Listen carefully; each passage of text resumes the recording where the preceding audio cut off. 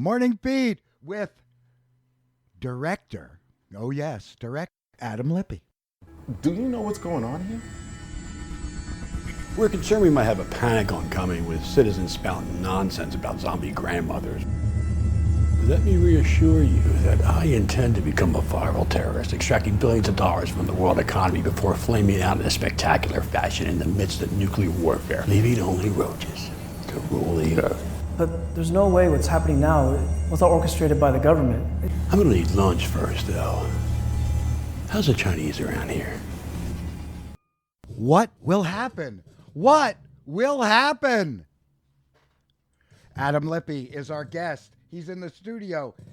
He used to review movies, and now he directs them. He used to be a regular guest on the show, and I don't know what happened, but now he's a regular guest again. But I never left. I'm still sitting here. You just didn't. The show wasn't here. I was stuck in the chair. Was that you? Yeah. Oh, man. You needed to make more noise. I'm polite at times. You're right.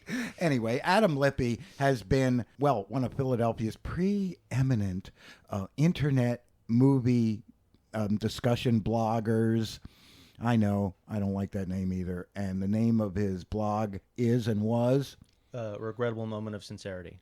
I loved it. I still read it. But, of course, as we all know, every movie reviewer wants to be a movie director, but so few of them make it. We can count them on the fingers of one hand if you've got a really big hand. I could give you probably 15 examples, I think. I told you it needed to be a big hand. It needed to be like, a hand that the guy had after the stuff spilled on him in RoboCop. That guy. The entire Cahiers du Cinema, that they were all film critics. I know. Well, and then a lot of them got different jobs, apparently. And most of them are dead now. Well, I would assume so. That was in the 50s. Godard is the only one still alive, right? But you're alive now and young and vital, and you're wearing a sweatshirt. Yes, I am. I'm wearing a sweatshirt of the poster of the film. What? You're kidding me. It's a beautiful poster. It says Adam Lippe, director, and it's got a very evocative picture on it. Adam, I want more than anything else one of those sweatshirts. How would I get one? Well, the Indiegogo page goes up next week, and we're trying to figure out costs on that. It'll probably be something like you donate a little over $100, because this thing is about $50, and you'll get one with your own choice of name, punctuation, whatever you like. All of my internet knowledge is in the negative. I'm pretty sure I know what things aren't, but I'm rarely sure what they are. Indiegogo is not a website devoted to the fabulous Belinda Carlisle, apparently. No. Or Jane Weedland. No. You can get a sweatshirt. Oh, you didn't tell it the name of the movie is Wait, Wait, Don't Kill Me. Wait, Don't Kill Me. Yeah. We like that because it's new, yet somehow familiar. Right. Perfect. It's also the unsaid mantra of every zombie, vampire, whatever kind of movie.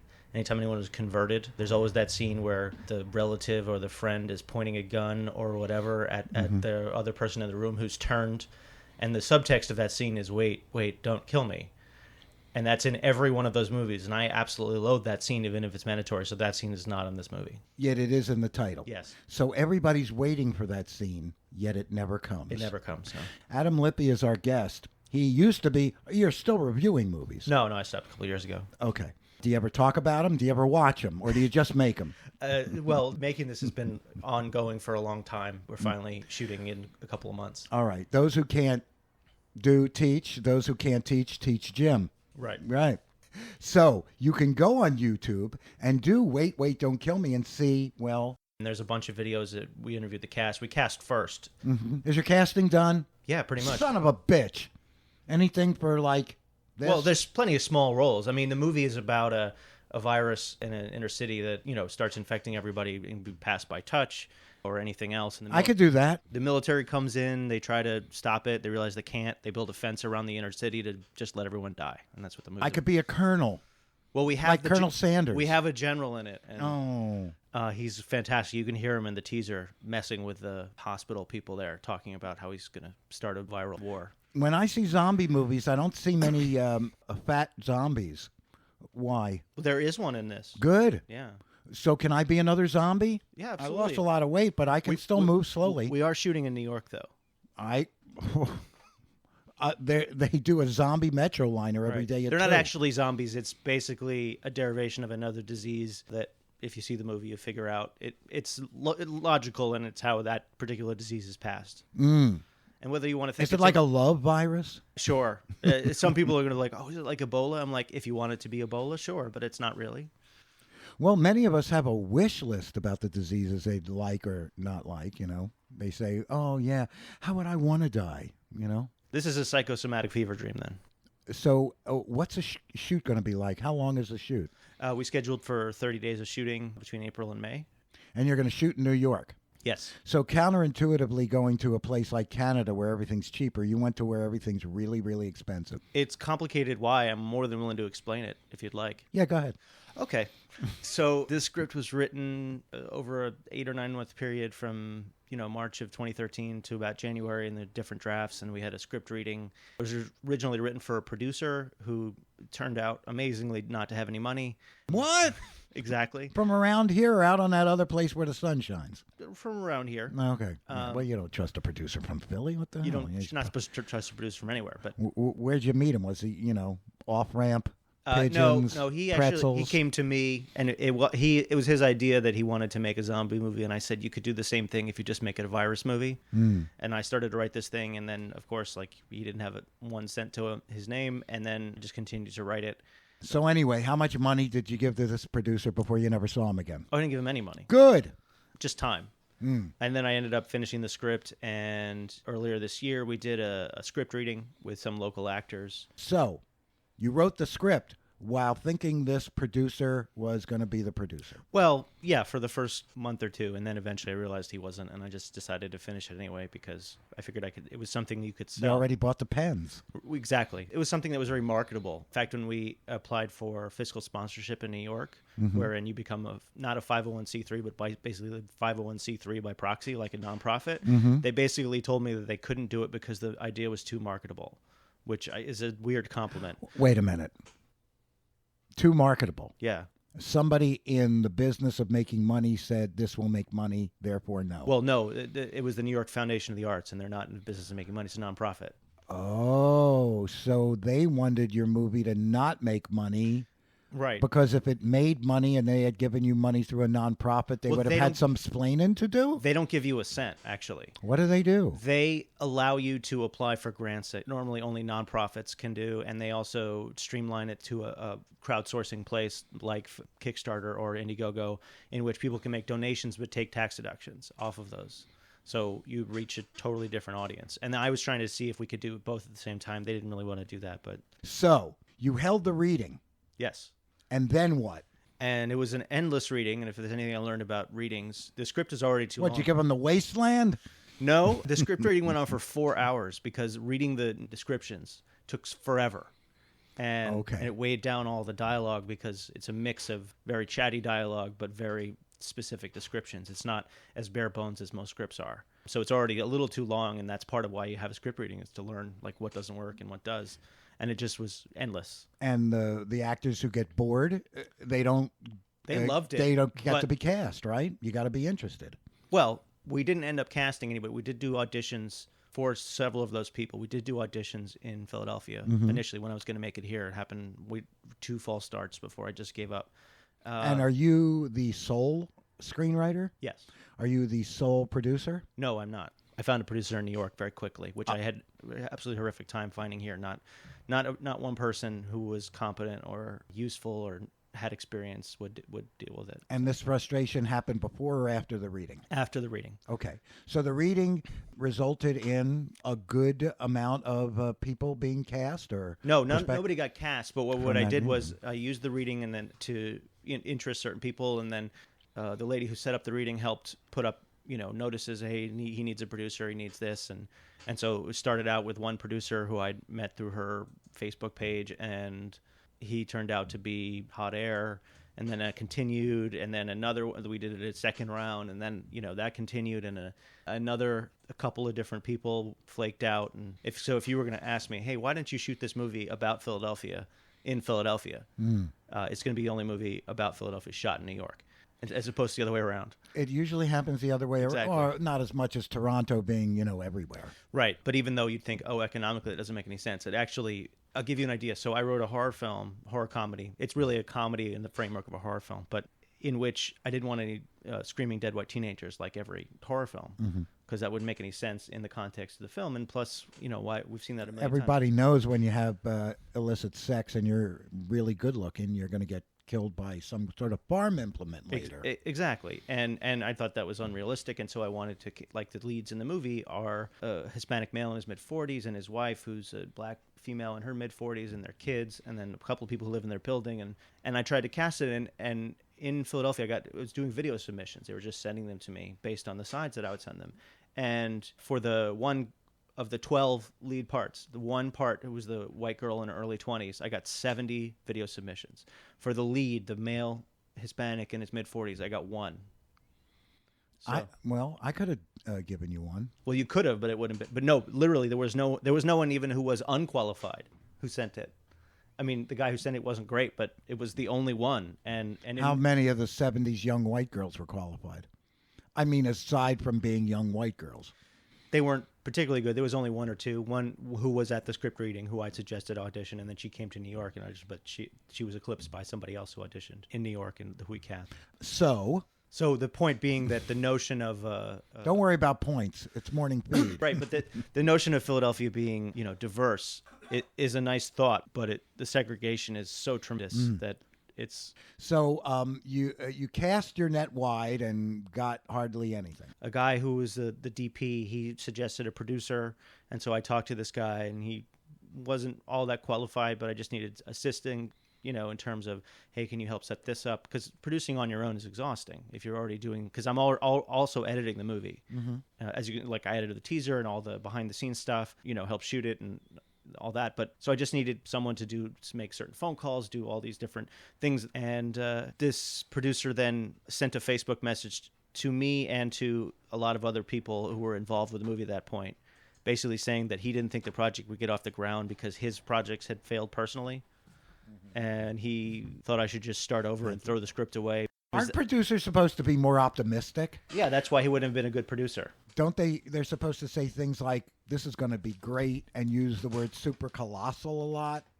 While I wouldn't care, what it did was cause the DP to drop out. And was this email the last communication you had with him? Well, yeah, and the DP. The only person who's stayed from that is the makeup guy who had approached me in the first place, because he'd read the script and loved how the deaths are very elaborate and over the top. And you need a lot of makeup if you're going to Exactly, and I had an insistence upon let's I just a room full of people who who are do infected. not look exactly like your average. They sweat. Will Ferrell. What they do is they sweat. They sweat out their insides, and they're like dripping brown liquid, and then they suddenly get bursts of energy because they require water, and so they just go for the first water source, which is usually a human being. As someone says in the movie, in this neighborhood, there's more human beings than water fountains. You're describing my Sunday mornings, Adam. You sweat out a lot. Mm-hmm. And I got to That's drink how a you- lot of water. You maintain your svelte figure. Mm-hmm. I lost 80 pounds since I saw you last time. Is it over there? Adam Lippe is our guest, and he is making a movie called Wait, Don't Kill Me. You can go to the IMDb page if you like. It's there. It's been there for a while. It has the full cast, some of the crew. Oh, really? I thought IMDb is about movies that already play. No, you can do pre-production. Okay. So I take it you eventually did cast. Yeah, I had been speaking to a guy who wanted to do the sound, but also had produced stuff in the past, like small things, and I asked him if he wanted to do something up front where he would get a chance to do all the things that he wanted to do, but was never allowed to do. The only downside would be that the payment would be on the back end, and he understood that and appreciated the offer, and so that became easier. Once I said, "Well, let's just shoot in New York," because I don't want to deal with the crybabies here. Now, do we have a hero, heroine? Yes. Or is everyone a victim as in life? No, there are heroes. There's a character even named Hero, but Is he Greek? no, he's Japanese. Oh, well, that's with an I then. No, but he's named after a Japanese boxer whose real name is Hiro Bando. It's a real guy. In the movie, it's his uncle who he's named after. So yes, it would be named Hiro, but in this case, he's named after a real person. Background in pugilism being kind of prerequisite for whatever these people are, but they're not zombies, hunter. They don't hunt; they're hiding. Really. No, he hunts bad things with. He's fighting. He's a hero. His uncle's a boxer. It's not as straightforward as that. He actually Does not. he ever rear back and No. hit something? No. Weapons. Nope. Mind control. Nope. Does he think? Yes. Okay, he figures stuff out. Well, here's what it is. He actually does not go by his real name.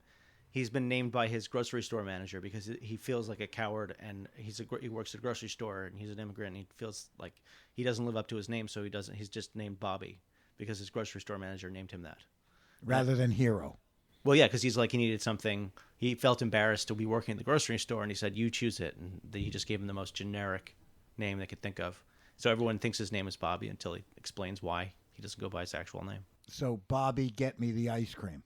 Well, Bobby, give me some change. Better. So, you're all casted. All the main roles and a lot of the smaller ones, yeah. And But we'll certainly need extras and things like that. key grips.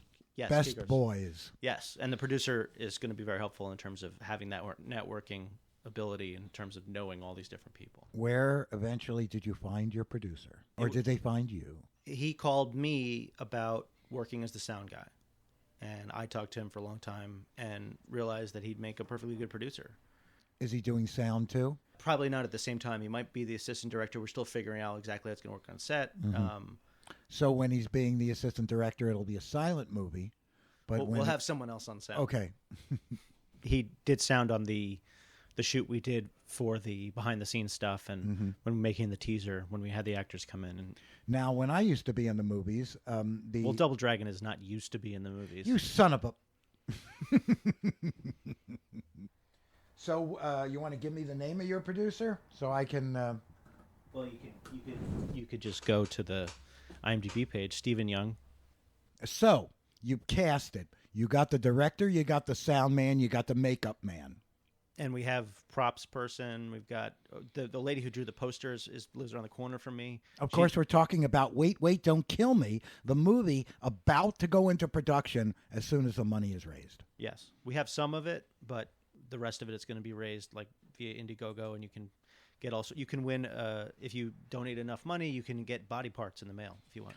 Wow. Well, how about the sweatshirt that you're wearing? Well, there's that. But how much do you need to we're still trying to work out a deal with the company that makes these, because if I said and we do it at the same cost, well, don't do that. Double. Yeah, you have to double because double you have the to, cost. But you can get DVDs and DVDs with extras and the normal stuff and keychains, but also, as I said, body parts. What we're doing is, as if the movie were a documentary, you can get body parts from the dead people when you're done using them. Yes, exactly. All that stuff is after the fact anyway. Mm-hmm. Easier than having an auction or a yard sale. Can you ship phony body parts through the mail without arousing suspicion or hunger? Oh, I'm sure I'll consult the post office on what their best guess is on how that's supposed to work. Because I know you can't mail poop, but we're not going to be doing that. So you can call the post office? It's All Hopeless Tuesday on GTown Radio with Adam Lippe of the Regrettable Moment of Sincerity website and Wait, Wait, Don't Kill Me, the movie. Which has its own site as well, waitwaitdon'tkillme.com. All right. And has some movies I worked on before on there. You can, if you go to waitwaitdon'tkillme.com, you can see some of them. Oh my God, another thing? Another thing. Was there any thought about you being or not being the director? Yeah, I hadn't originally wanted to direct it at all. I thought that the script was so tonally complex that it moves between comedy and horror and satire and silly and serious so much that I would have a difficult time. Too close to the project. No, it would be difficult to Too maintain. far away from the project. And I'm also of the belief that, once you write the script, that's the version in your head that is the perfect version, and there's no way to get it all on the screen. And I'm like, I don't know how. And then I realized, if anyone's going to screw this up, it should be me. And originally I was going to have someone co-direct and do all the gore stuff, but then when a makeup guy came on and said, well, I know how to do this, I was like, great, then he can do that stuff because I don't know how to do it. And then, so you were thinking of a second unit director? I was thinking of a second unit director, but he would be taking on more responsibility, considering how many gore effects there were in the movie, although we keep cutting them back because they're excessive and unnecessary. Some of them are very, very ridiculous and graphic and over the top. You mentioned 501c3. Yes. Are you still in that kind of netherworld of I will never live on Mulholland. Well, I mean, I don't need to. No, I don't. The money isn't in terms of the making money or not making money. So part of the reason that it's strange that the people in Philadelphia didn't want to work on the film, producing it in advance, even if they liked the script, was because they don't really make a lot of money doing it here. There's just not a big enough community, or the films are generally not as well made. The skill level is not as high as it is in New York. And I'm not trying to say something horrific. It's just my personal assessment of the films that I've seen that were made here. And it's very insulated and incestuous, and nobody wants to say anything negative. There are always exceptions. It's just that a lot of them are, like, you'll never hear of almost any of these movies. And there are a lot of them produced. And I mean... Yeah, Mannequin sucked. That too. But like 50, 60 movies a year within this small community, and you'd never want to watch any of them. So it wasn't a big thing. And I know that there's not going to be money in this sort of thing. So, we're being paid an appropriate amount. If we get money on the back end through Netflix and Amazon and all that other stuff, great. If we don't, then we don't. I'm not expecting this to go into 2,000 theaters. That's why we had a SAG contract. Anything's possible, man. No, but that's not how the money is made anymore. There's been 2 successful out of nowhere movies with no famous people in it in the last 20 years, with nobody famous attached. You could say My Big Fat Greek Wedding. Well, that was produced by Tom Hanks, so don't give me that. What about the French one with no talking? The French one with no talking. With the Artist with the dog. That was distributed by Harvey and Me. And there's famous people in the movie. There is? Yeah. Okay. Not a ton of them, but there are. I mean, it was, that was a studio film in France. But I'm just thinking of the Blair Witch Project and Paranormal Activity, one which Steven Spielberg rewrote the ending on Paranormal Activity. I don't know if you know that. Fascinating. Here's a segue. You got a human villain in Wait, Wait, Don't Kill Me? Or is it just Yeah, we do. There's a number. Well, there's the government, of course, but they're always the villain, yeah. The 2 characters who are the face of the military in the movie. One is named the General. The other one is named Serious Business. That's their name. Yeah. By the way, you couldn't get Fred Thompson, right? Is that it? Because I think he's available. No, the guy we cast is better than Fred Thompson. Okay, then. Because I don't believe any of that shit about reverse mortgages. Well, I wouldn't. I think it's pretty much a scam, isn't it? Yeah, pretty much. I don't trust Henry Winkler when he talks about it either. I kind of do. Okay. Yeah, we have human villains, but there's a thing with the way that they actually deal with the fact that they're sort of villains.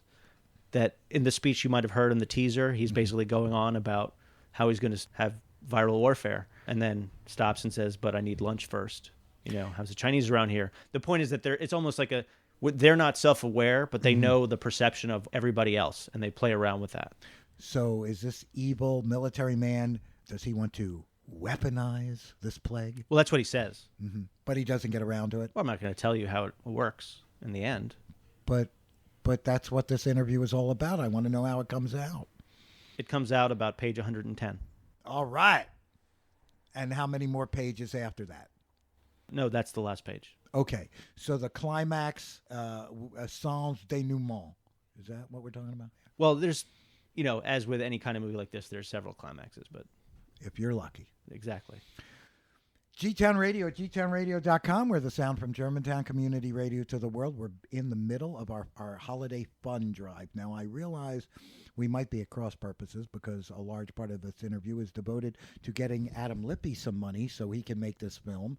And, of course, you get something back, a sweatshirt, perhaps a limb, a body part, perhaps an organ you might be able to use. Dinner. Dinner is good. Executive producer credit. Give him an executive. You can be in the movie. You can die in the movie if you give a certain amount of money. So we need to get to the end of the story about your film because I get to ask what were the best movies you saw this year. You tell me a bunch of names and I say, I don't know what you're talking about. And so we're at the end of the story of the narrative as it exists now. Everything's ready. All these people on your IMDb are, whether they are working somewhere else or just telling people about the specials. Most of them are just regular actors. Mm-hmm.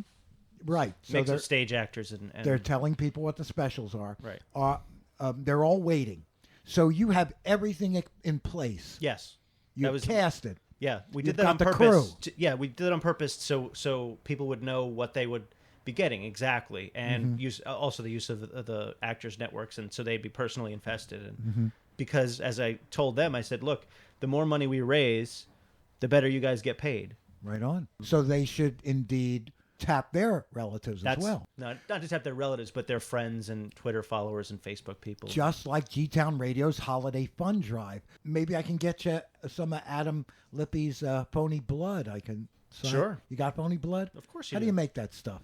Cairo? Yeah, I mean, I'm not personally making it. The makeup guy is, and we're using it. It's important. Part of the reason that it's a little more expensive to make a movie like this is because on low budget movies you always have the cheap looking CG for the effects, and I didn't really want to do that. I wanted it to look real, not just because I didn't feel like we should add that stuff after the fact, but also because when it's real, it looks real. So, well, I can tell a story that will wrap things up if you'd like about why I'm not making the movie in Philadelphia. Good, do it. So a couple of months ago, I went to a short film. Was not a festival. It was only 3 of them, and it was just a couple hours. And I went because one of the people who'd been helpful in setting up the script reading, he had some films in there, and so I was just going to show up. And I went, and I realized it was mostly people involved with the movie who were there. And his first film played, and they were sort of objectively not great. Not just like from a storytelling standpoint, like technically they were poor, bad color correction, sound being inconsistent. You can hear it sometimes, not easy to follow the story because they've cut it's been cut very strangely, that sort of thing. There's a moment in a movie where a door slams and the camera shook, and I pointed this out to the director afterwards, and he said, "Oh yeah, we've got to fix the color correction on it. Maybe use a..." I was like, no, that's not what I mean. And you get the idea, like not seeing the forest for the trees here. And, he did another short that was also part of the package, but the middle one was endless. And I had to leave 3 times. And it was only 45, maybe 50 minutes long. I kept, and, as a film critic, imagine the movies that I've seen that I can sit through. And I can't sit through more than 10 minutes of this at a time without screaming or something or making fun of it. And, on the other hand, screaming, good for a horror movie. Yeah, but this wasn't a horror movie. This was a surrealist, I don't know if it's intentional or not, political message movie about black absent fathers. And there were 3 different scenes in this movie that I saw. Maybe there were more, and the longer, if you sat through the whole... But surrealist. Right, where kind of Unshen, 22nd and Diamond. Let's not give it too much credit, but okay, then. 3 different times that I noticed where a young black male, maybe like 12, 13, would point at every black male he saw on the street and go, "He's my father, he's my father." And that happened over and over and over in different ways. And that's a Twilight Zone, man. Yes, sure. I mean, again, the hour-long ones. Giving it a little too much credit. Season, yeah. And it was, incoherent. The lighting was so bad. It was kind of in the first scene that you couldn't see anything. You just literally couldn't see anything. And you're like, it's the first scene. Like, how is this even possible? It was just a complete mess. At one point, it was bad enough where when they got to one of those "He's my father" scenes, I whispered to somebody, said, "This is the worst episode of Maury I've ever seen." And she started laughing, and then she came on screen. So I knew it must have been bad if she laughed, basically, at her own movie. And then after the screening, I realized, like, oh, this is just people who are in it. That's why nobody is being critical. Who made it, though? They didn't even show up? They did, and that's where I'm getting there. Okay. So the quality of this movie, you're kind of expecting a 9-year-old to stand up and go, "Hey, I made this movie," because it has all of the skills of a 9-year-old making a movie for the first time. And this guy stands up, and he's like in his mid-50s, making movies apparently 20 years. He runs a film community kind of place in Philadelphia that's been around for a long time. I'm not naming it. You probably figured it out on your own. How many are there, after all? Exactly. Not a lot of them. But, they help out the community and make films and teach things. And he stands up, and again, I'm expecting a 9-year-old and a 55-year-old black man standing up. And the first thing he says, I swear I'm not making this up, and he's not kidding. He said, "I'm sorry it's so hard to see. It's really hard to like black people." Really? And I was just kind of stunned at... It's actually pretty funny. Yeah, but he didn't mean it as a joke. If I thought he was being funny, then I would have thought it was funny, but he was clearly not. It was his excuse like, "Hey, the lighting isn't great. Sorry about that." And I remember a couple weeks later, like, bringing it up to the woman who ran the short film thing that they have every so often. And she said, "Was it a problem? It's true, though. It is hard to like black people." I'm like, that's not really the point. Like, he's scapegoating his own race for his technical inefficiencies. Like, that makes it... He's like, "What was it? Because he's black?" I'm like, no, that's worse. Because if I said it, I'd get justifiably... People would throw tomatoes at me, and I totally understand that. But you can't just say, "Hey, I'm bad at my job, but it's because of my race." Do you think that's one of the reasons why you never saw Morgan Freeman in that Penguin movie? You just heard him?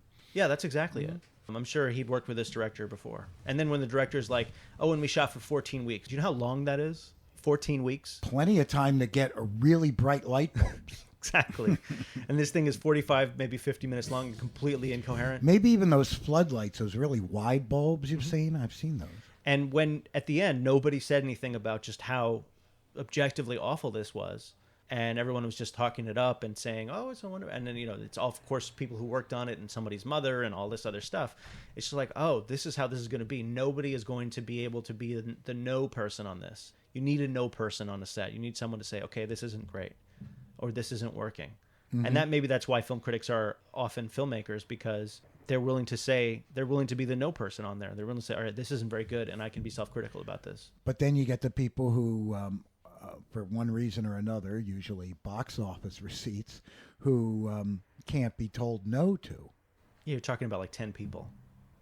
And you can just avoid their movies. I mean, yeah, I don't, it's eventually you just have to forego like, oh, well, the short money versus the long money. The self-respect versus the money. Adam, you've got to change that attitude if you want to get anywhere in this a slaughterhouse of a business. It doesn't work that way anymore, though. Because Are you sure? I am. Because studios, you're going to get situations where they're just making, it's happening now, where they're just making the $200 million movie because it's too expensive for them to make the $70 million movie because it costs that much to market it. So right, we know the middle class in Hollywood as well as in reality has been eliminated. Exactly. So if there's no indie arms of the studio, Focus Features is basically just an arm of Universal, but it's basically making, that's it in terms of that stuff. All the other stuff is going on demand. The notion of direct-to-video does not have the stigma anymore. The notion that it has to play in 2,000 theaters to be legitimized does not exist anymore. So speaking of that, have you gotten any, notes? Well, if you from the studio? Yeah, the studio. Would you like me to send you some? I mean, just so you can rip them up in front of the cast? I actually do. You can actually use my name. You can say, Feldman sent me a page of notes. And then, the cast and crew gathers around and said, and here's what I think of Feldman's notes. I actually am pretty open to notes. I encourage it. I like constructive criticism. Well, I'll just be putting gibberish on a page just so you can rip them up in front of. I'm telling you, it'll make you look much better in the eyes of your cast and crew. They already trust me and believe that I'm going to be strong about it. We already fired someone for trying to extort money from us. So, but you don't have any money. Exactly, that was my point. So you didn't fire them for being evil. You fired them for being stupid. That was part of it, yes. And for being a pain in the ass. Go extort the guy with the hot dog cart. He's got, you can see the change maker right on his belt. $60 at least. Mm-hmm. I love those change makers. I wish I had one. Well, one of the characters in the movie doesn't have that, but has like a little one of those things where, like at the old arcades, where you have the quarters in the pockets. Mm-hmm. That's what the grocery store worker has. Hero, who is really Bobby, or Bobby, who is really Hero. Exactly. See, I've been listening the whole time to Adam Lippe, the director and screenwriter and editor of Wait, Don't Kill Me, taken from original material by Adam Lippe.